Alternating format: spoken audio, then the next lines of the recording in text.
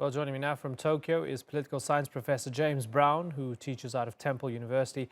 He's also the author of Japan, Russia and Their Territorial Dispute. Also in Tokyo is Tamerlan Abdikeev. He's the founder of the global strategy consulting company Invero Advisors. And finally, an associate professor at Moscow State University of International Relations, Anna Kireeva. I thank you all for joining us here on the Newsmakers. Anna, let me start with you. Why is this so important to Russia? This is the issue of sovereignty and the results of the Second World War for the Russian Federation. If we take into consideration that there was a decision in Yalta among the allies that these islands could be taken by the Soviet Union in order for the Soviet Union to join the war with Japan. And we could understand that these are the islands that, from the Russian perspective, have been the acquisition has been the result of the Second World War, and it is connected with these results. That's why it is the issue of sovereignty, of pride. And apart from that, if we take into consideration the four islands, there are also strategic considerations and military considerations, as well as economic ones with fishing and exclusive economic zone. But of course, probably the military and strategic considerations are the most important here. Yeah, talking about the strategic value. So James Brown, I remember there was an analysis, a glib one, of the Falklands dispute saying it was two bald men arguing over a comb. Now, with this one, is it just like that, or is it of major strategic value to both sides? I don't think it's of major strategic value to both sides. From the Russian point of view, it does have significant military value because the Sea of Okhotsk is very important to the Russian military. For Japan, however, the issue here is not really strategic. It rather is to do with historical memory and the Japanese view of the end of the Second World War. So Anna was mentioning that this is all really about different interpretations of World War II, and that's certainly the case from the Japanese point of view. Japanese citizens grow up learning that these islands were seized from Japan unjustly at the end of the Second World War, that the Soviet Union broke a neutrality pact with Japan and seized the islands after the end of Japan's declaration of its intention to surrender. So you have a very, very different view within Japan about this dispute from what you hear on the Russian side. Right, of course, and everybody has different parameters when it comes to, when it started. So 1786, 1855, 1875, 1905, 1945. But James, at the heart of it all, if Shinzo Abe doesn't get it back, it's not as if his government's going to collapse, right? Yeah, that's right. I think the Japanese public is actually reasonably well informed about this issue and have realistic expectations. There was a survey that was very recently published which indicated that more than 70% of Japanese do not really believe that significant progress is going to be made on this issue. So whilst the Prime Minister himself is determined to achieve a breakthrough here, it seems that the Japanese public have kind of more important concerns, above all the economy.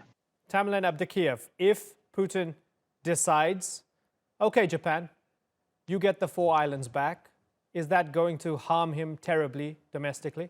Well, I think he apparently runs some risks. Actually, both sides do.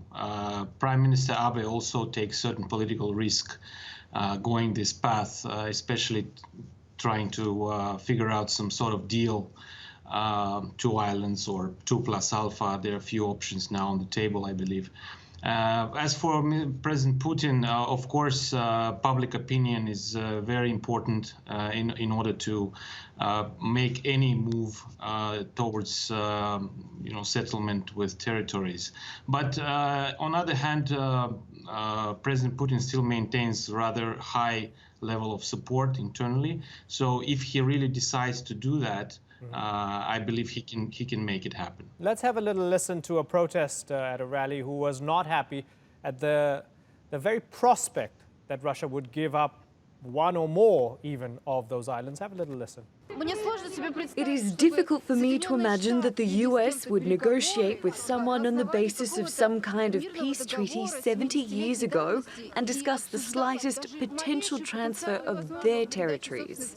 This is nonsense. This is unthinkable. So, Anna, at the heart of it all, are ordinary Russians thinking nobody says the US must give up large parts of its south back to Mexico? This is our land and we're going to keep it our land. Are they angry at the very prospect that there's talks with the Japanese over this? Well, I should point out that there is a difference if we speak about 4 islands or 2 islands. I guess transferring 4 islands is out of the question anyway. Russia's position has been consistent with the Soviet-Japanese Declaration of 1956 that says that there may be transfer of only 2 islands, which are 2 smaller islands of Shikotan and Habomai, to Japan after the signing of the peace treaty as an act of goodwill. So it will, now if we look at the polls, about 74% of Russian population are against or do not support, at least, the transfer of any islands. Of course, not speaking about the 4. Even the transfer of 2 islands will be very difficult for President Putin to explain to the Russian population, despite his popularity. However, here we have the issue of the international treaty, because the Soviet-Japanese Declaration has been, it was ratified by the 2 governments and their parliaments during Soviet period in Russia. And President Putin has repeatedly stated that he adheres to this declaration.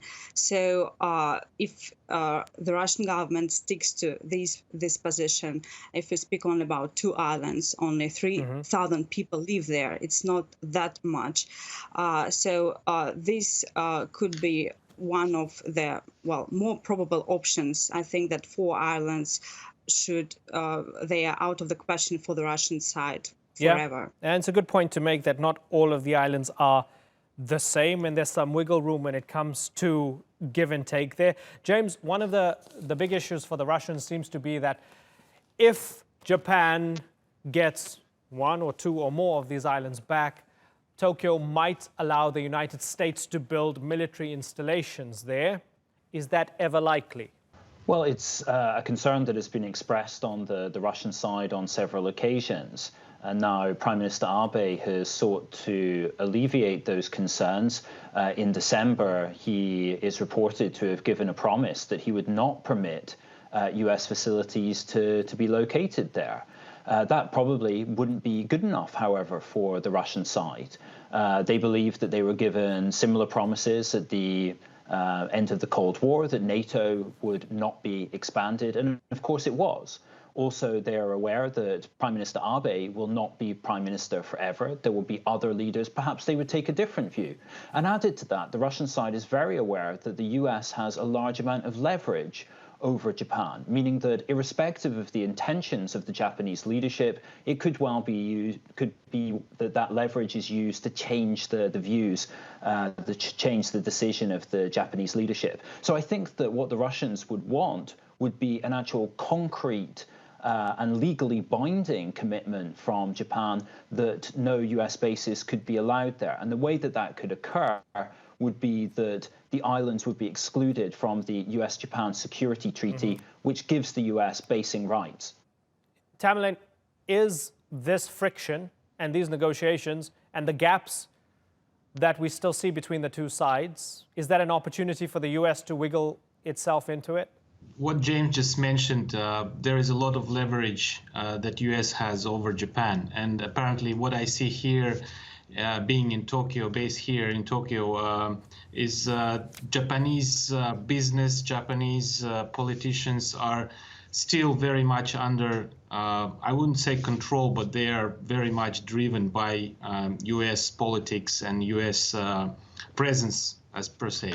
So in this sense, of course, Russia has to be very careful in terms of securing all possible points where US can interfere in future, especially with military presence and so on. Yeah. And I believe this is being a very big and important point for negotiations. Yes. I think that good signs signs are that Japan is now really started considering Russian concerns over national security, where in the past it wasn't even negotiated. But now military presence, state of Sea of Okhotsk, presence of Russian bases on those islands. These all topics are finally being negotiated and discussed. Anna, the fact that these islands have prevented the signing of a formal peace. Of course, the two countries haven't been at war for a long, long time, but they're still technically at war because they haven't formally made peace. For those who look at it and think, oh my God, Russia and Japan are arguing over these islands still, and there's a dispute, we might see something flare up. Is that completely way out and impossible? Well, technically, the two countries have not been at the state of war since 1956, the Japanese-Soviet declaration that actually terminates the state of war. But this is really kind of abnormal situation. No war, but no peace. If we look at what we may see in future, I would say that reaching a peace treaty would be very difficult. I wouldn't say that it is impossible, but it is going to be difficult. And now we can see that Japan has apparently changed its position. Probably, well, one of the scenarios could be signing of the peace treaty and transfer of the lesser two islands if this issue, the military issue, is solved or can be at least solved or addressed. And then there should also be some kind of economic cooperation on the other two islands, these 2+ alpha, because the Japanese Prime Minister should also have some incentive how to explain it to the Japanese population. And apart from that, what Russian president and foreign minister both have mentioned repeatedly, that we do need a new positive atmosphere of cooperation between the countries in order to solve this issue. So we need to build up economic investment links and, well, political cooperation, and probably even improve security cooperation in order for even this scenario to materialize. James Brown, good fences make good neighbors. You had a dispute with your neighbor. You didn't hug it out, but nobody's oppressing anyone and nobody's dying. So do they actually need a peace deal, or should it just be business as usual? Why the push for a formal peace? Well, it's a very good point that the agreement in 1956 is described as a joint declaration, but really it goes 90% of the way towards a peace treaty. That there is no way that these two countries in the short term are going to go to war with each other. That is just about unthinkable. And so you could make the case that a peace treaty is simply unnecessary. The main issue, of course, is the territorial issue. It would be very easy to sign a peace treaty if it were not for that. Russia is ready to sign a peace treaty. That was reiterated by President Putin in September. It's the Japanese side that refuses to do so because they say that they will not do so until the territorial issue has been resolved. However, it is, of course, very hard to make progress on that. It all comes down to incentives. And at the moment, it seems that there's a lack of incentives for Russia to transfer this territory. Do you agree with that, Tamerlan? Lack of incentives for Russia to do anything about it, do anything about the status quo? Probably on the surface, I would agree. But if you dig a bit deeper and consider and see the whole picture in the region, I think Russia has very difficult neighbor and large neighbor, China. And actually, on the surface, relationship with China is declared to be best in history and so on and so forth. But it's not really the case. And Russia, in the longer run, has to balance out somehow Chinese presence and Chinese presence in the region and in Russia also, because Chinese business and Chinese people are very actively now penetrating the Far East region of Russia, and only 5 million Russian citizens in that region. So in the longer run, to develop that region and to make it attractive for its own citizens, Russia has to solve a lot of issues in terms of building infrastructure, creating some jobs, and building good businesses. So in that sense, Russia has to think how to balance out this geopolitically and economically, the development of the Far East. And in that sense, Japan is, of course, being a